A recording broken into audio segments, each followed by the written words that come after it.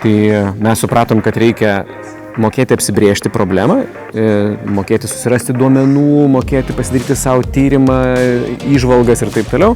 Strategija. Kanalai, komunikacija strategija.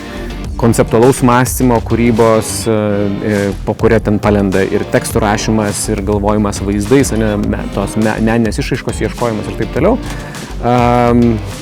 Kūryba.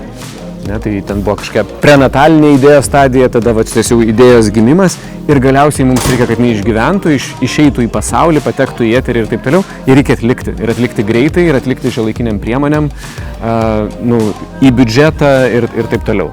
Tai kiek yra meistrystės, kiek yra tos gamybos, kur man atrodo, kad visiems mums reikia bent minimalių įgūdžių, kad galėtumėm patys tai padaryti. Tai visus smalsius žmonės, kurie nori šitų 3 ir dar 30 dalykų aplinkui išmokti, nemesdami savo kasdieninio darbo, kviečiu spalio mėnesį į naują kūrybos kursą, reklamos kūrybos kursą Atomic Garden.